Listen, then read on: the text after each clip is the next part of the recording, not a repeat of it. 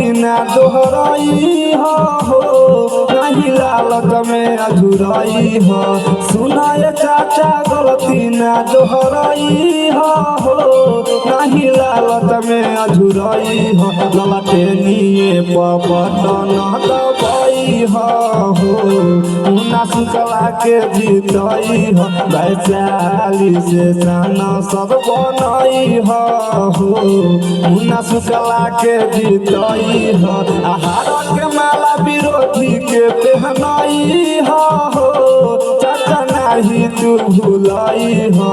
हार के माला विरोधी के पहनाई हो भैया नहीं तू भूलई हो। गलते निये पटन दबाई हो मुन्ना शुक्ला के जीतई।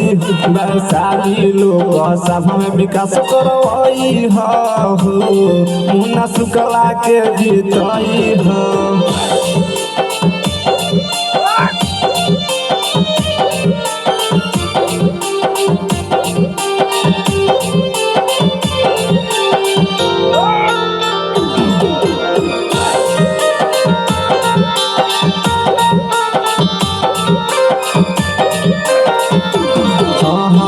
कतनो विरोधी तुहरा बात में फुसलाई हो। जाति धर्म वाला पाठ पढ़ाई हो। भैया सुनो कतनो विरोधी तुहरा बात में फुसलाई हो। जाति धर्म वाला पाठ पढ़ाई हो।